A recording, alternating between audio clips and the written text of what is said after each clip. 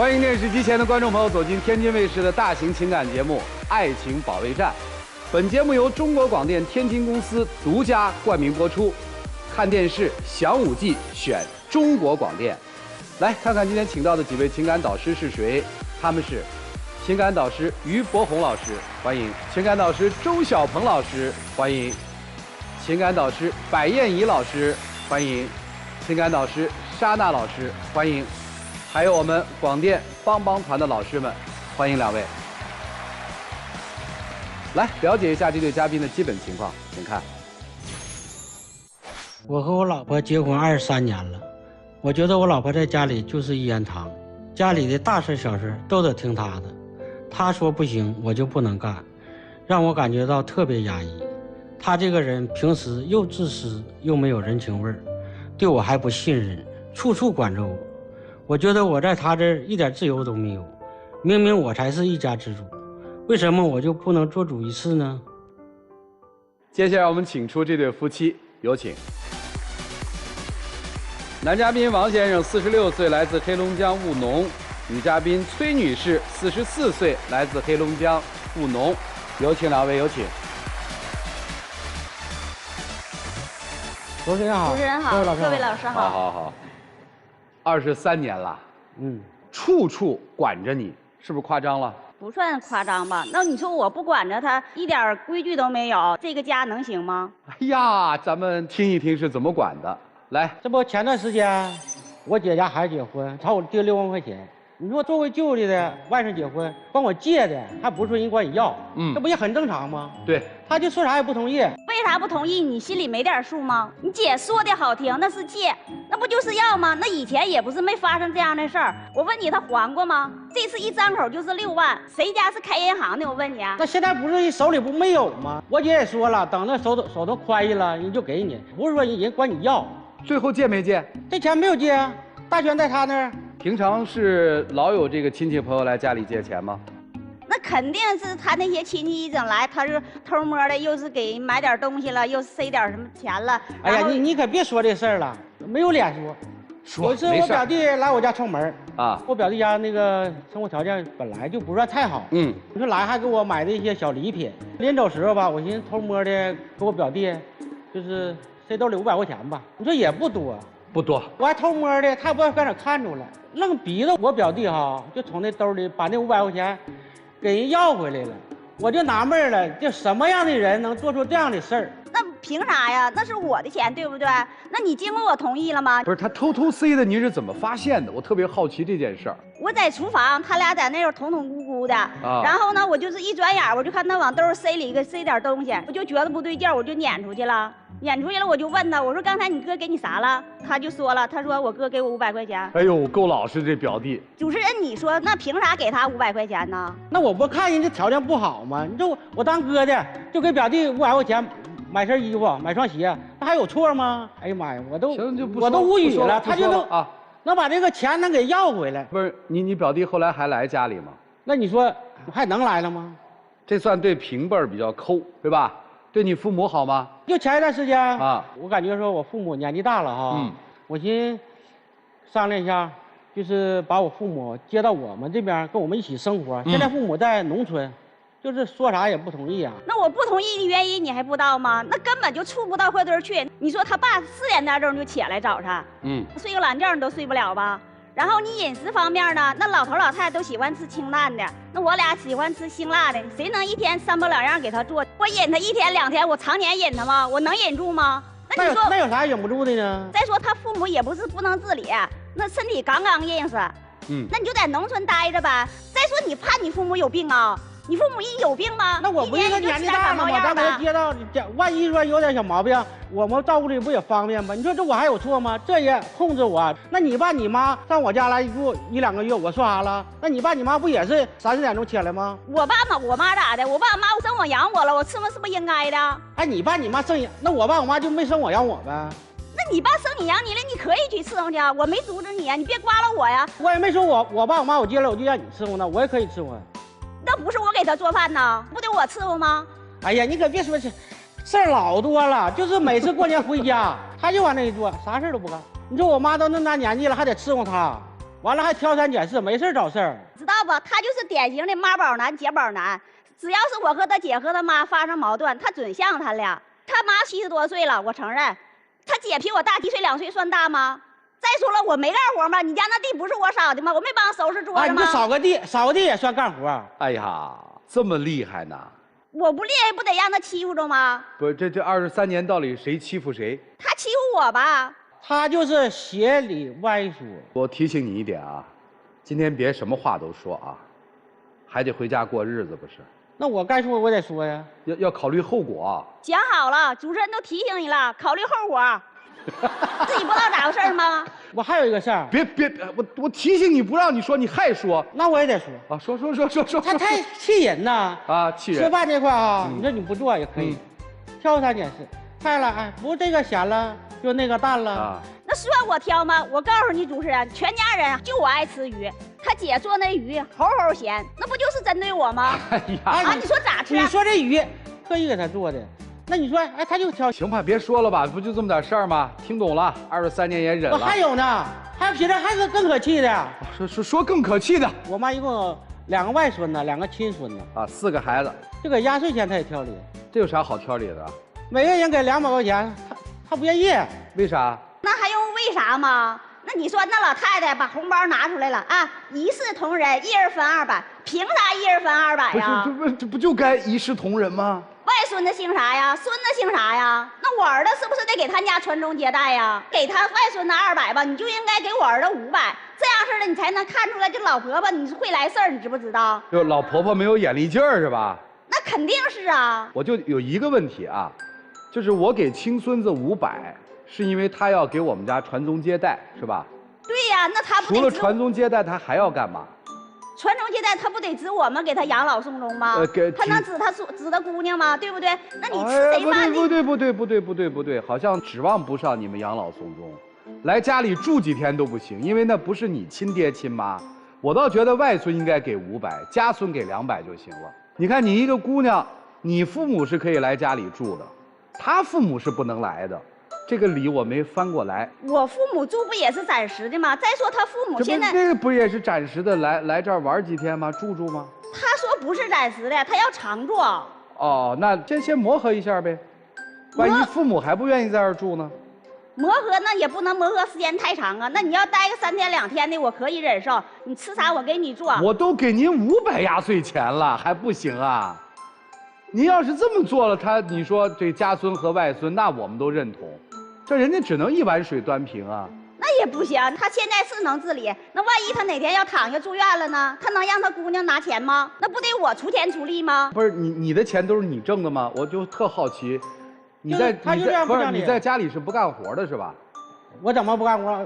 俺家活不全我干吗？不是，你家活都你干吗？他能干啥呀？不可能，都是我干，都你干啊？你家钱谁挣啊？我挣啊。那是你在外边挣钱了，那家里那些家务不是我干的吗？洗衣做饭的。哦。再说了，那主持人你刚才说的，我就觉得没有道理，还他挣的，那他的钱不就是我的钱吗？不是他的钱，那我俩不是一家人吗？对，那你的钱是不是他的钱？他的钱得给我支配呀。那为啥他的钱得给你支配呢？自古来不都这么说吗？老爷们挣钱，老娘们花吗？再说了，老爷们当家房倒屋塌，你没听说过吗？老爷们当家房倒屋塌。对呀。听懂了，听老婆的话，有衣穿，有饭吃，是吧？对呀。悠着点哈，家里的事儿就别说了啊。有朋友吗？我觉得你这样应该是没朋友的人。以前有，现在没了。啊，就对呀。就是在我农闲时候啊，没啥事儿了，对，出去打牌。跟朋友唠嗑啊，不让出去吧，可以8点之前必须回来。那农村8点又没有路灯啥的，黢黑的，那你说我一人在家我不害怕吗？再说你8点你要不回来，你就别回来了吧。谁打牌能打到8点？没等开始结束了，你说你回家了？再说你是出去打牌吗？跟人家那男女嘻嘻哈哈的，那不就是扯老婆舌吗？他出去打牌，他啥叫扯老婆舌呢？这不就消磨时间吗？那我天天。啊，如果我也没啥事儿，你要是晚过8点还回吗？回不去呀。那回不去你住哪儿呢？上朋友家住呗。你给关门口子不回来住了，那干嘛呢？那他这不就有记性了吗？他下回他就是8点01回，他也不也进不来吗？他第2天他咋7点多就回来了呢？好，厉害！沙闹老师这个羡慕啊，都给你鼓掌了，管教有方啊。再说你非得出去溜达去吗？那你说的你就在家陪陪老婆孩子，然后看看电视玩玩手机，不挺好的吗？非得上人家去唠的，那有啥唠的呢？那我这不是没啥事儿吗？我干活的时候我忙，我闲的时候我还不能出去玩，我天天我就围着你转。哎呀妈，这我一天我太压抑了，我这太压抑了。你是天天围着我转吗？那你同学聚会你没去吗？闭嘴吧！同学聚会也不能去啊。同学聚会去可以啊，必须带着他。同学聚会带家属咋的？再说了，我带不出手吗？我问你啊，我给你丢人了？人家都不带，我带着你去。同学问：“哎呀，咋还有带家属来的呢？那小柯给你弟的。”问你那人也是你前女友，你不就有个初恋吗？然后他是同学聚会，他就不让我去。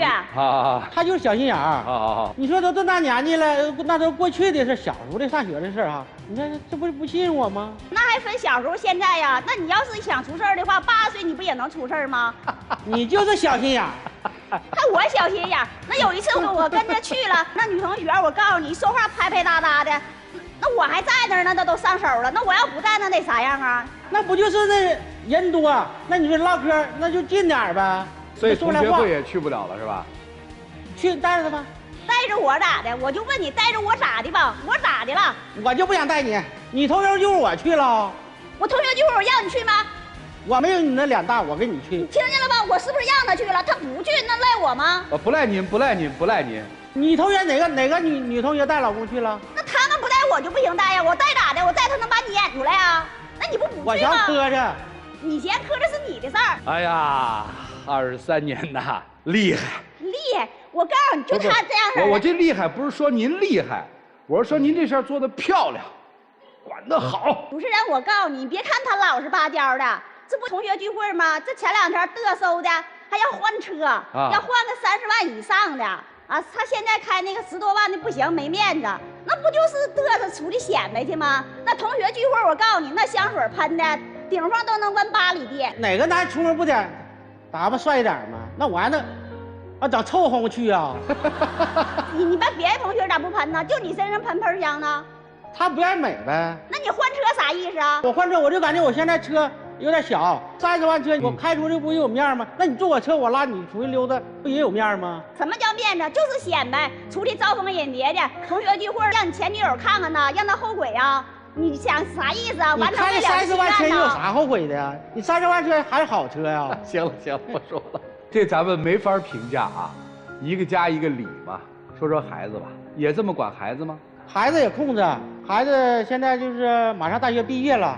孩子都要大学毕业了啊！孩子去南方发展，说啥也不让，非得留他身边，要去县城，你得围着我转。主持人，那都说上南方去闯一闯，那有几个能闯出名堂的，对不对？那大城市虽然他挣的多，他花的不也多吗？压力多大呀，孩子？哎呀，您说的倒对呀。问过儿子的意见吗？我儿子我的决定他就听啊，那我就给他现成，我给他买房啥都准备好了。那你就知道你儿子啊，就非得在这嘎就定居了。我儿子咋不在这儿定居呢？我说的就算，我儿子同意呀。你儿子同啥意啊？那你儿子总发我微信给我放牢骚，我这有证据。你可别瞎说，我儿子啥时候给你发牢骚了？来，听。那你怎么知道你儿子总听你的呢？不吵。你让你儿子自己，你儿子说你自己听。来，听。你干啥呢，爸？没事，你说我妈呗。她一天天太烦人了，啥都管呢。我出去吃个饭也得经过她同意。马上实习了，我想和同学上南方去锻炼一下子，说啥也不让我去，说不安全。我同学都去，我都这么大了，20多岁了，就说啥不让去。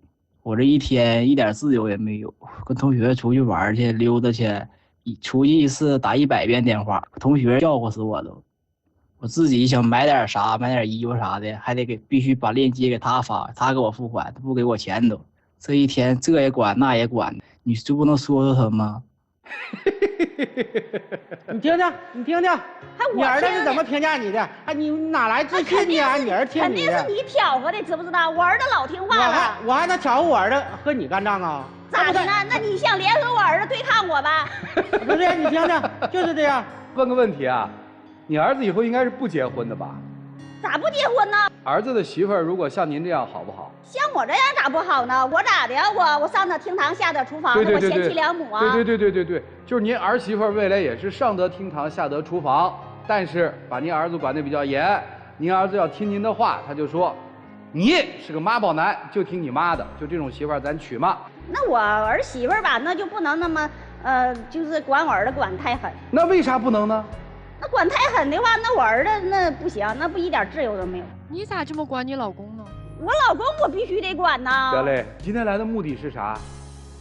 我就想让他改一改，给我一点空间，给我一点自由。不是我觉得都23年了，改什么？人到这个岁数挺好的呀。我这一天活我太憋屈了。幸福吗？你说这样式能幸福吗？主持人，你说谁愿意这么操心？对呀，是不是我就说现在像您这样的媳妇儿太难娶到了，什么心都操。就是你听主持人说嘛，那你有啥不知足的？我就问你有啥不知足的？就是，你看哪个男人让媳妇管那样呢？你呀，也就我这一个，全世界。哎，不是你全世界你这一个你咋的？你委屈啊？我就问你，你委屈吗？咋的？我不委屈，我憋屈。你说你说独一无二不好啊？好，你今天来到底要干嘛？说清楚。我就让他改一改。这个能改不？我觉得我没有啥错呀，我这么做不都是为了这个家吗？就一个要求啊，您把他该怎么管怎么管，能让儿子去南方闯闯不？我就不想让他上南方。那是他的人生。他的人生那不也得有我说话的份儿吗？哦，那我做母亲的我就没有决定权吗？只有建议权，没有决定权。为啥呢？我儿子我生的，我养的，我一手带大的。那就说你婆婆养了他一个儿子，他是不是也有决定权？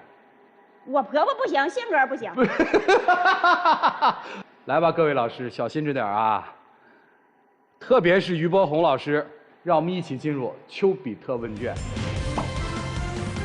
夫妻生活幸福很简单，5个字：有事好商量。但这在你们家是奢侈品。直截了当问丈夫：想离婚吗？不想。为什么？感觉吧，有些感觉说不出来。没错，你是你们家的定海神针。对呀，那我就是一家之主啊。一家之主在那面，只不过可怜这个顶梁柱，在家里什么都不顶事，在你们这个家没有话语权，而且没有存在感，也没有价值感。恕我直言，如果你是我的妻子，我排着队也到民政局去离婚。另外，婆家的姐姐好心特意给你做鱼吃，哪怕咸了，因为他们不习惯做，你就认为他是针对你的。人不能霸道的如此的肆无忌惮呐！今天在这个场合，你看你咄咄逼人，蛮不讲理。你23年最大的成功，就是把他驯化成了一个言听计从，任何事，哪怕你再无理，他都不敢反抗的男人。我只告诉你，你的妻子改不了，你自己愿意承受，我们表达尊重，但只有一个要求，真的放过你的儿子吧。妹妹，我跟你说，我在我们家我养狗都不像你这么养，真的，你这太厉害了。我也绝不会像你这样去管你先生那样管我先生，因为我觉得我先生特别了不起，他有广阔的胸怀，他有敏锐的思维，他有自律的能力，他有对这个家庭有爱有责任的那颗心。我也不会这么管先生，是因为我也相信我自己有魅力。我努力的工作，我认真的生活，我孝顺父母，我很疼爱我先生，而他也是一个懂得惜福的人。我这么美好的女人，他离开我，他这辈子哭去吧。所以我既信任他，我也信任我自己，我才不会去这么去管他。小妹妹，你知道，当一个人对另一个人有如此之全方位的控制的时候，其实是他自己内心害怕。小鹏老师说的，你现在说的特别的对，他特别狡猾，自个儿口口声声说孝顺呀，说这呀说那呀，你做去啊，没人拦着你啊，民政局周1到周5都开门。他又不愿意去选择承担责任，又不愿意去选择去面对情绪压力，又不愿意去承受现实当中你带给他的这些东西。所以这是一个特别典型的在情感上没有什么承担的勇气的一个男人，还都让你来去背锅，到最后这日子过得一塌糊涂，然后我在家里我说了算，我就有价值了。那这世界如果活成这么一小小，那这人生也没啥劲。你儿子他为什么要去南方？因为他要逃开你的魔掌。爱是割舍不掉的，因为那是你生的。但是一个爱你的人却想离开你，这不可怜又不可悲吗？我只希望告诉你一些方法，那你愿意听吗？愿意。好，活自己。亲爱的，你多久没有去做头发了？你多久没有染个头发的颜色了？你多久没有好好的看看自己的皮肤状态，关注一下自己衣橱里面是否添了新的衣服，关注一下你自己最近读了几本书？你把所有的时间和精力全部放在了管老公、管儿子上，你活过你自己吗？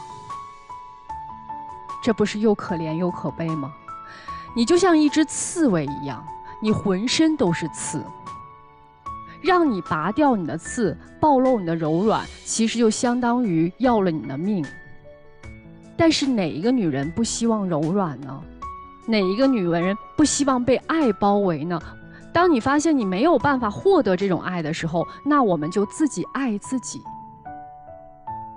多关注自己。从今天开始，你多关注自己身上的改变和自己的一些样子，我的内在、外在，那你可能就会感到一种重新被爱的感觉。所以这是我告诉你的方法，愿不愿意听，能不能听得进去，愿不愿意去试一试，我告诉你的人生会有改变的。谢谢。你老公其实挺幸福的，但凡我有一点主心骨的男人，也不可能有你这么一老婆，早跑了。恰恰是不作为、没有主心骨，才造就了你们家这样一个钢铁不破的城堡。我觉得挺好，就在我看来非常幸福。一边反抗一边享受，改什么？不用改，你也改不了，改了以后还把自己憋出病来了呢。但是有一点，妈妈对孩子的爱是放手，不是控制。您记住，你怎么对你的婆婆，怎么对你的上一辈，你下一辈就怎么对你，有过之而无不及。觉得不想有那样的境遇，改一改，修复一下。让我们一起进入192就要爱真情60秒。我们已经结婚23年了，你说风风雨雨都过来了，我没有太多的要求，我就希望你改一改，能给我和儿子就是一点自由吧。你总说我管着你和儿子，那我管着你不都是为你俩好吗？那你说咱家过到现在，那不都是不全指我呢吗？再说了，我有什么事儿，有什么好处，那不都是先考虑到你和儿子吗？你总是看到我这么不对那么不对，你还挺委屈的。再说了，那你说的我这些年的付出你没看到吗？我为这个家辛辛恳恳的，你就不能理解我一点吗？我也知道你都是为了这个家，但是我也没有太多要求，我就希望你能给我和儿子点自由。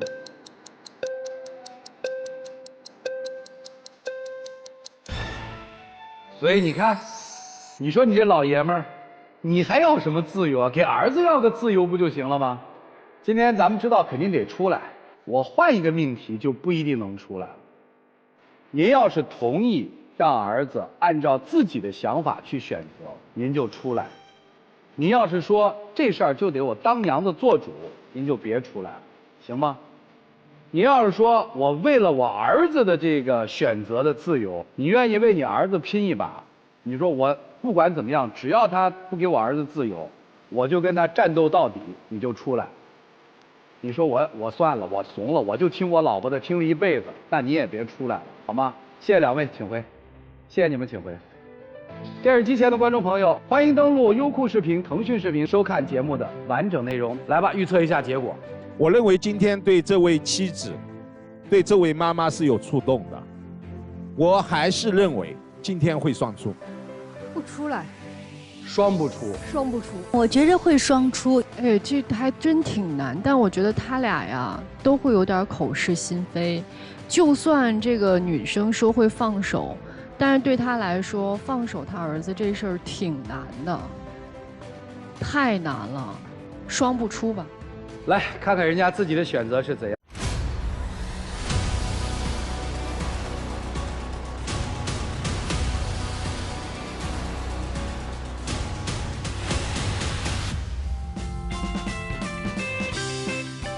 你俩好得很，来，就是你们俩好，我们都知道。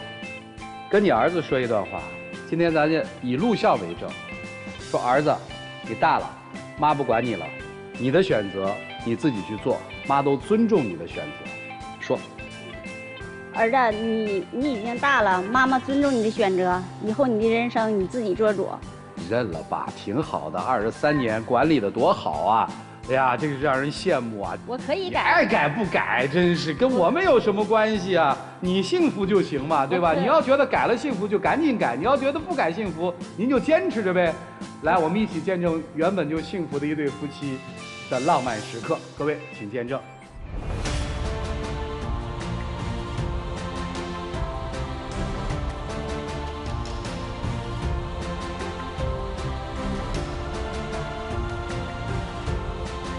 来，请亮灯，谢谢两位，请回。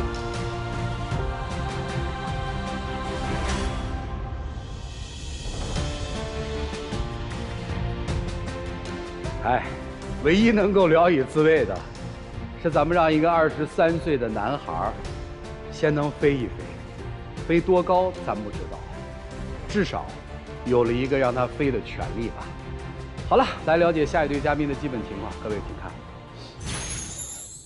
我们结婚24年了，刚开始相处的还是挺好的，可后来我就觉得我老婆总是向着她娘家，为了她娘家一点不顾我们这个小家，对我家这边更是斤斤计较，处处挑理。这么多年，我为了这个家付出这么多，她一点都不理解我。明明结婚之前她承诺会包容我，对我好，可婚后却大小事都丢给了我，自己过得跟大爷一样。还说我喜欢斤斤计较。我们都结婚这么多年了，我就不明白了，他怎么这么多事儿？我为了这个家多算计算计，有错吗？来，有请这对夫妻，有请。男嘉宾季先生，46岁，来自黑龙江个体；女嘉宾杨女士，45岁，来自黑龙江个体。有请两位，有请。主持人好，老师好。欢迎两位啊！这个小片其实说得很清楚了，您觉得他胳膊肘向娘家拐是吧？先说说怎么拐的吧。啊，你就拿这个我儿子在10多岁的时候啊，我的这个亲属朋友，哎，都要2胎，然后我就跟他商量，我说咱要个2胎吧，他说还不同意啊。是你自己不想要吗？是。那不就自己不想要，跟娘家有什么关系？有关系，主持人，你听我跟你说啊，为啥有关系？哦，他不要是有原因的。哦，他想照顾他爸，他爸有病，他这么的，如果我家要了2胎。他没时间去照顾他爸了。我父亲有病，他是短暂性的，就那么几天。你要2胎，现在那经济压力多大呀？而且你头一胎是男孩，你来个女孩行了，你再来个男孩呢？男孩谁家要2胎还得攒多少钱要2胎啊？你想咋地就咋地。头一胎谁帮我带过一手了？你照顾你娘家，我不反对，但是你照顾你不能牵扯到我呀，对不？我牵扯你啥了？牵扯我啥？你说我不管我多忙，一早打电话去接孩子、送孩子，这还不牵扯我？平时都是我接的，你接过几回？你这家就开始抱怨了。我抱怨还得让我一会买点这个，这整点那个的，没办法了啊！孩子还得送到寄宿这。那晚上了没啥事我寻思你去了到那家瞅瞅，你给买点药垫什么的，这怎么了？您别喊，您别喊，您岳父到底得了什么病啊？我老丈得的是心肌梗死，手术了。就照顾了多久啊？哎呀，得有1、2个月吧。这不就一段时间？那一段时间，那还这是前期后期呢？现在还在照顾着。对。行，那您接着说。这些年孩子你一直都是在我照顾我伺候，就我爸这段时间完了，我让我去就让他接接送送，然后呢，我说的你去给买点水，买点尿垫啥的，拿这点事儿就哎呀，成天给我脸子看。我这费力不讨好，我这干的完了，你还说我这么呢？你说我还想咋的？知道的啊，主持人，我是姑爷，人家不知道人传以为我是儿子呢。这不一个姑爷半拉儿吗？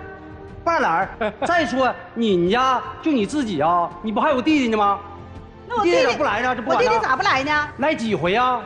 那他本来我弟弟长得就又瘦又小的，然后吧，你说他家有个二胎，刚满月，那你说周六周天的时候孩子放假，我兄弟不也来照顾吗？一共照几回？主持人，他家一说到他家啥，说到他弟弟也好，啥都是他们对我付出我不说，那玩意儿你也得考虑我这面，对不？你说我也有姐姐，那我也有老人，你不能总斤斤计较啊，对不对？我计较啥了？我觉得我做的挺好的。还挺好，还计较啥？咱就说。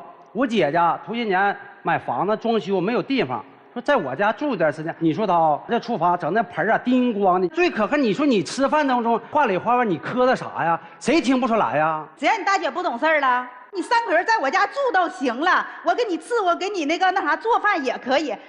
居然把我买过年的那个年猪肉、茄子、豆角、土豆什么的，我冻了一冰柜，装修这2、3个月全给我吃了。你说你在人家住，你不买肉不买菜？你全吃兄弟媳妇家的，挑你里边挑的不对吗？他就不懂事。我这轱辘嘟嘴，头些年就我做生意需要资金周转倒不开了，给我姐打电话非常急嘛，打电话我说需要3万块钱，我姐给我转过来钱，完没多长时间我还缺2万，又给我转。那功夫你咋不事儿多呢？怎不这个那的呀？我又不是冲他要钱，我不冲他串钱吗？过后我给了呀。用人好几万块钱，好几个月，这么长时间没临没息，那是钱。我姐上你家吃点喝点，这功夫你叽叽咯咯的，那你家你弟弟帮我啥了？刚开始开种子商店的时候，你知道啥？是不是我兄弟带的你的？我兄弟不带你，知道啥？也就是打点，你知道个啥呢？打点工呗，费用全我拿的，他拿1分了。他领你去就够水了，还打你，还给你出钱。听明白了，就是双方都觉得自己付出的多。咱要真讲这个道理的话，一碗水端平，小断一下啊。先说您媳妇儿这话，无知，不感恩，为什么？这年头从人手里拿个几万块钱的现金，用了那么长的时间，您还了钱是应该的。从人情来说，或者从金融来说，就应该给点利息。那一家人家那有啥给不给的？那你为难早点，兄弟之间有点为难点，好，踹一下咋的了？没问题，没问题，这是你的认知。因为你这么认知了，所以下面这件事儿也对了。我什么都不明白，我请白老师给我介绍的人带路，这对我来说是个大恩。但是咱不是说了吗？一家人，所以你们说你们吵啥？我这水端的平不平？不平。主持人他说不平，这还不止啊。那往下听。就拿我父亲去世的事儿啊，不得按账吗？得房上吗？我说这个钱我出，他呢不干，必须得我姐得出1半。你说都嫁出的女人呢，那是姐，又不是儿子，你让人家出啥钱呢？因为你家老头住2所房子，为啥当初咱俩结婚的时候把这房子给你姐了？咱俩结婚的时候没给我房啊？你先别纠结这个房子这事儿。那干啥不纠结？这个房子是在咱们没结婚之前，因为那我没结婚嘛，我小，让我姐伺候我爸我妈，身体不好。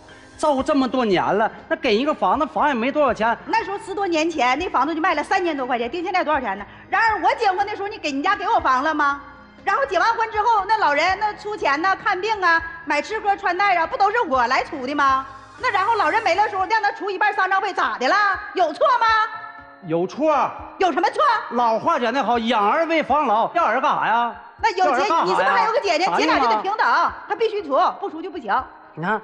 哎呀，我的，你就说啊，头些年这不实行出国嘛，说出国挣钱的事儿，在哪不能挣钱，对不？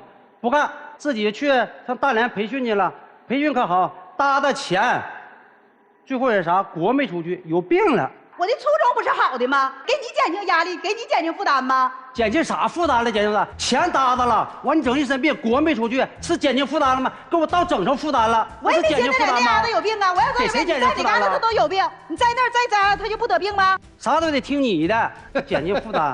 不听我的，你不听我的，那我没在家，你还把我儿子给我送体校去了呢？我让你送了吗？你俩也送去了呢？哪回你没在家，在家现在儿子后悔，知道不？后啥悔后悔？我儿子得多挨多血泪。主持人啊，我儿子非常从小就喜欢这个体育哦，正好他不在家，哎，有这个机会有体校，招生，我儿子就去了。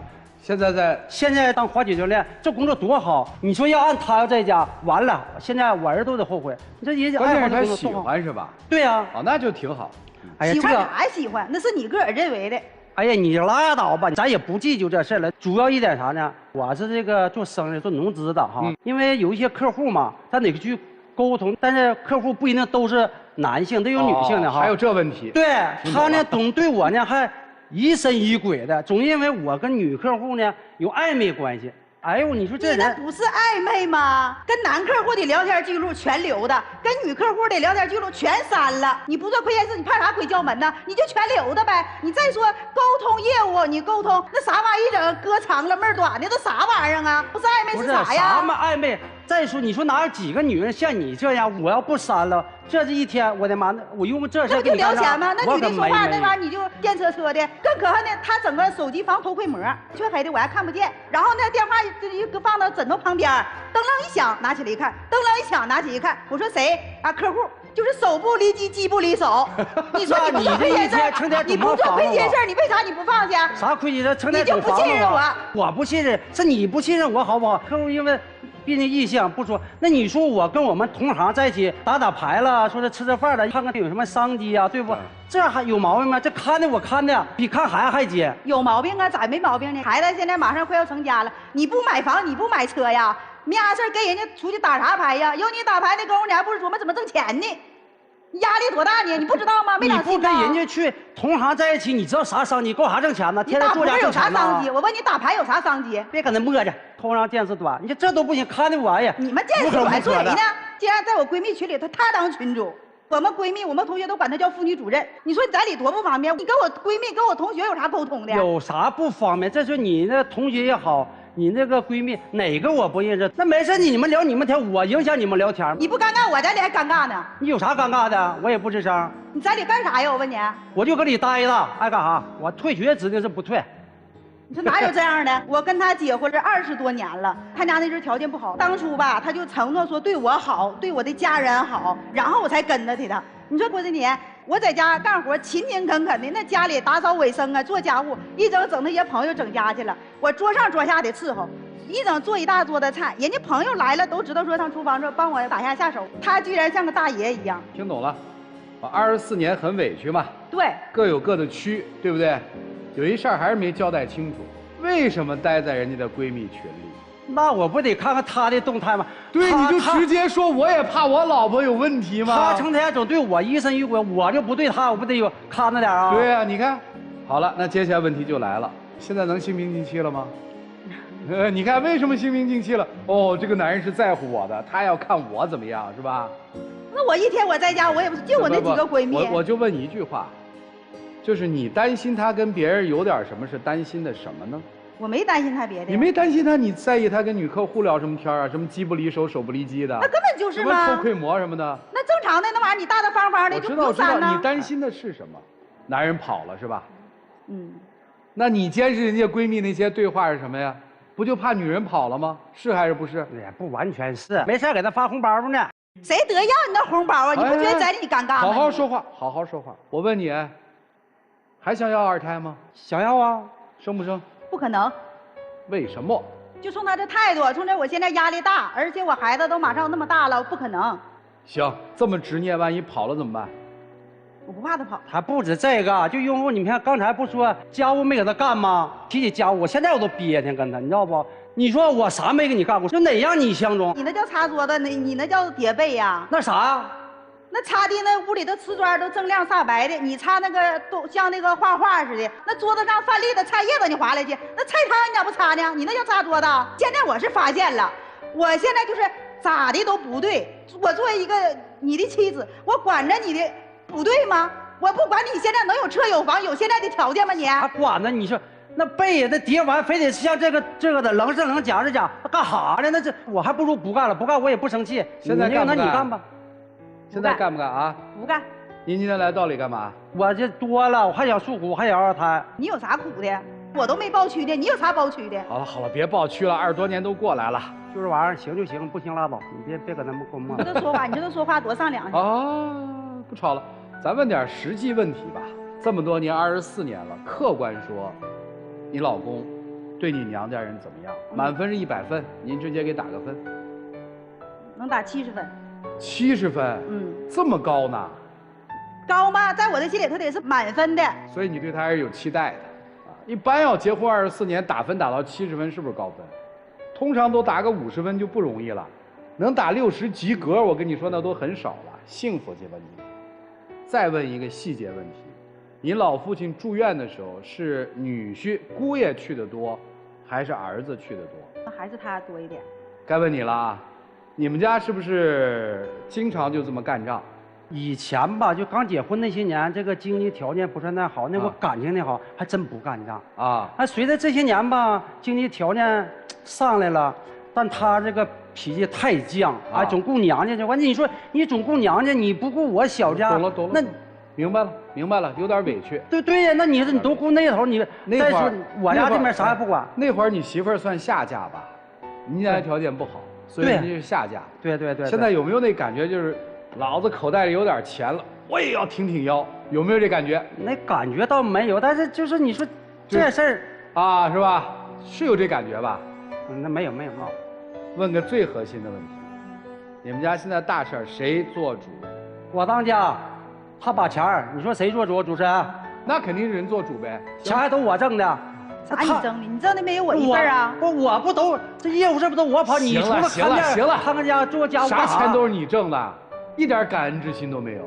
他才没有呢，我咋没有啊？我告诉你，没有他弟弟带你跑这趟线，能有你弟弟带我，无非就是那不师傅领进人，虚还得这个人，我还是行，我不行也白费，对吧？你得学会感恩啊！我有啥不感恩？我对他爸咋样还不行啊？行，他不得别喊了，他家把俺这小家都扔了，那还咋的？累死了，跟你说话真累。我就发现他现在就是咋的，我家这边怎么的都不对。所以你知道为什么吗？高姿态的下嫁，指路的时候，那个时候穷啊，听，愿意听，没错吧？说家里多掏点少掏点不在乎，因为人家高姿态啊。一旦自己口袋里有一些钱之后，人这腰杆子自然就硬了，这个时候就愿多算计了，这个时候是不是家庭的这个方式就倾斜了？这要二胎从提起来到现在几年？这可年头多了，也10多年了得啊，10多年了，对吧？有10多年了。为什么现在还提这事儿？是真为了要二胎吗？不是吧？是真的在挑娘家那点理吗？或者你胳膊肘往外拐吗？不是吧？这心里到底堵在哪儿了？怎么就想不通？两个人怎么就这天平跷板？都觉得自己委屈，所以问题出在哪儿了？你们下面不许再喊，好不好？心平静气的听老师们给你们分析分析，看问题出在哪儿了，咱们怎么去调整？别急脾气，让我们一起进入丘比特问卷。你们两个人是真正的针尖对麦芒，针锋相对，但是争出个所以然来了没有？丈夫今天来说他偏心娘家，对吧？对。但是刚才我真没有这样的感受。他的老父亲生病，不离不弃的去照顾自己的老父亲，因为那是老父亲真的需要女儿的照顾。他的兄弟去不去照顾，我想你也明白，他也明白。但有一点，你给自己的丈夫对你娘家人的付出打了70分，我现在想让你自己对你对婆家的照顾付出，你敢打几分？你肯定沉默，因为我真看不出你对婆家人付出了多少。有，但是你耿耿于怀，斤斤计较，这是事实。比如说借钱的事情，因为是亲人，我们不付利息，在很多家庭很正常。但是他们装修吃了你一冰柜的食物，你就耿耿于怀了。同样的道理，是亲人利息可以不付，是亲人吃了一冰柜的东西，难道一定要给你补齐吗？对吧？如果做丈夫的，他看到了你对婆家的付出，他一定会心怀感恩。这个家本来就可以好好过，为什么要这么争，这么赌气呢？所以，做丈夫的，你该退让的有一些，也不要一味的咄咄逼人。女人的心是很容易被融化的，本身她就是一个强势的女人，你再咄咄逼人，那这个家就鸡飞狗跳了。谢谢。都说刀子嘴豆腐心，这个人肯定心慈面善，但其实刀子嘴怎么可能永远豆腐心呢？对吧？刀子嘴是不是就刀子心？刀刀砍人，身上全是伤口，疼吗？疼吧？您呢？一样吧？所以我觉得你俩真的是为这个家，为你们家里所有人做了很多的好事儿，但是你们没有一个人从嘴巴里对对方说出过一句感谢的话，全是伤人的话。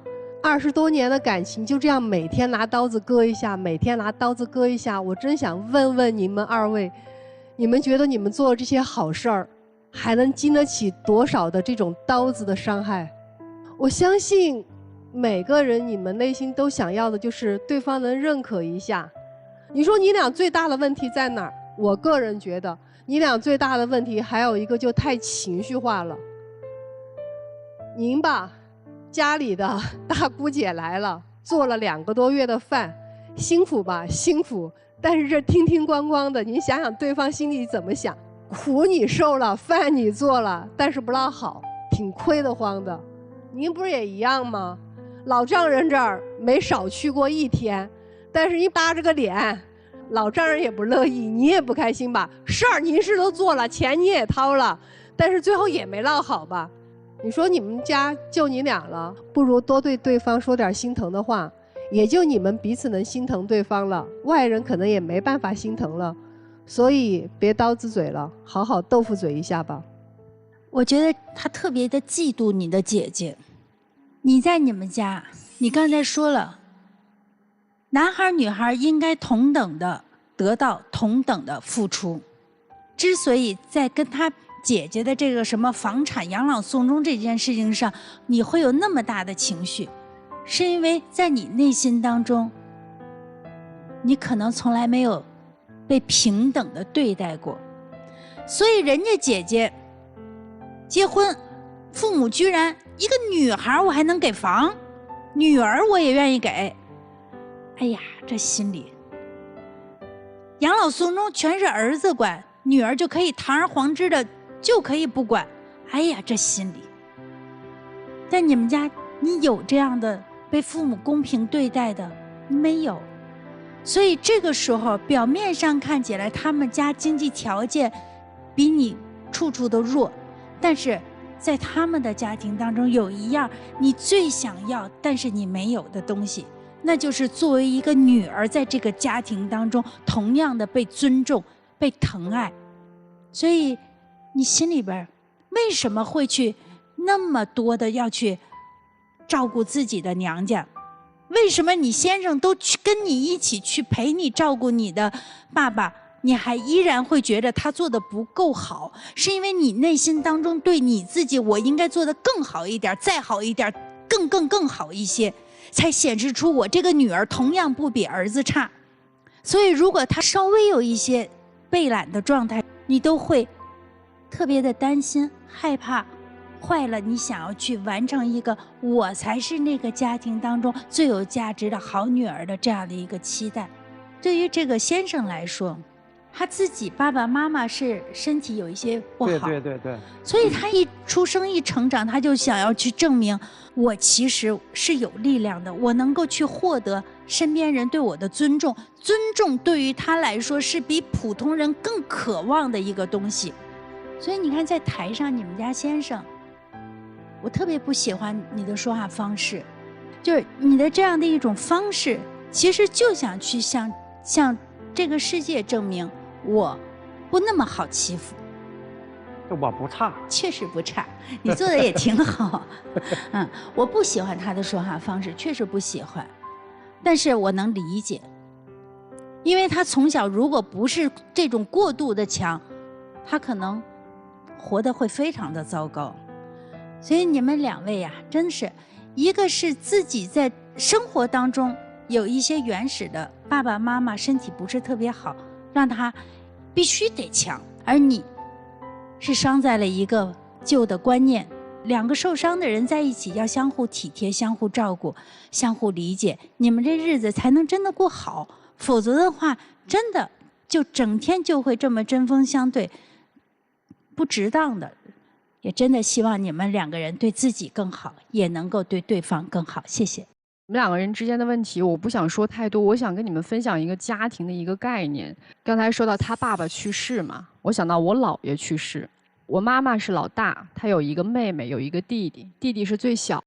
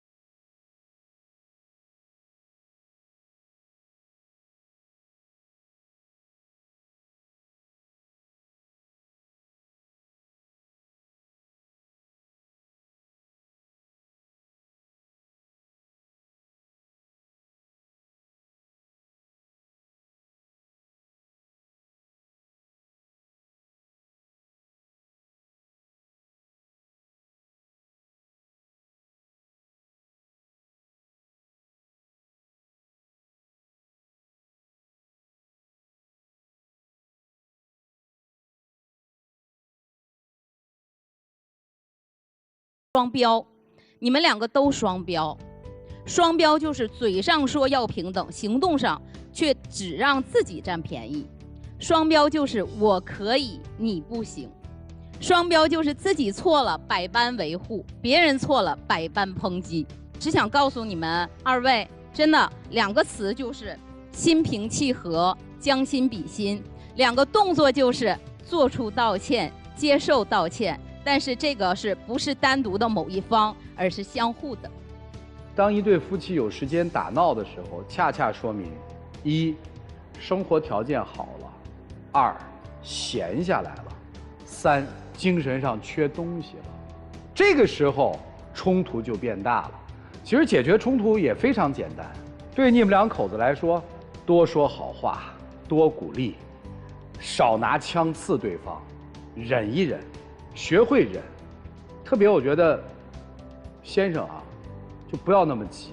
如果你要把生意再做得大一些、好一些的话，你这个急脾气会限制你的，因为让人觉得攻击性太强了，不稳。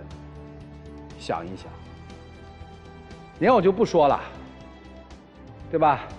为啥这样，自己心里都有数，不分析也知道，啊，慢慢去想吧。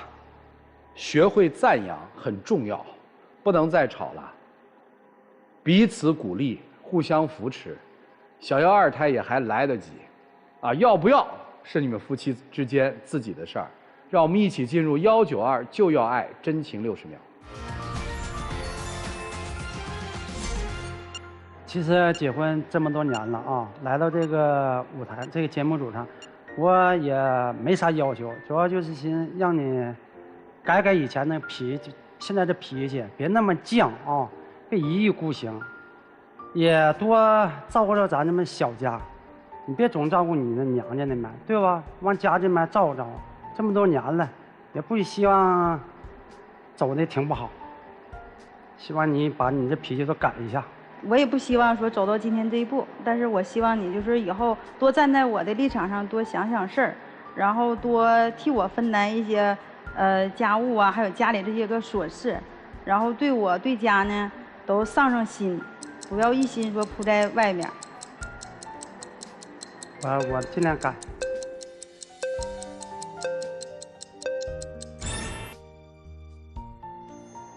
行了，谢谢两位，请回吧。电视机前的观众朋友，我们栏目的唯一官方报名热线是0223606301，有情感困惑的观众可以来电报名，不收取任何的费用，小心被骗。火红兄，双出是肯定的，双出呗，毫无疑问是双出。双出。好，来看看他们。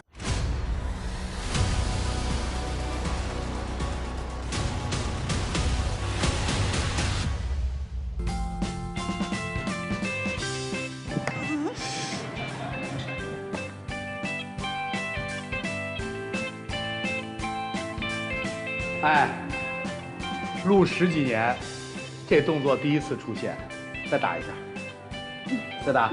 我跟你说家暴啊，哦，这个不算了，哎呀，这个不算了，这是另外一个词儿了，哎呀，来一起见证属于他们的浪漫时刻，各位请见证，抱抱抱抱抱抱抱。余生老婆，我只爱你一个人，我会改。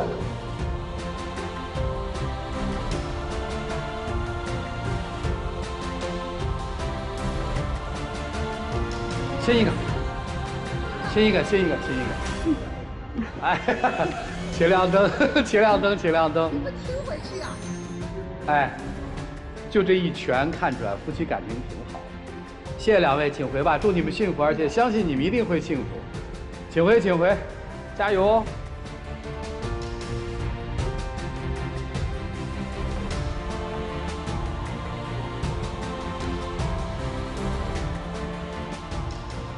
其实你内心如果想着一定要幸福，即使方法错了，都不怕，因为方法很容易学，内心的那个信念却很难树立起来。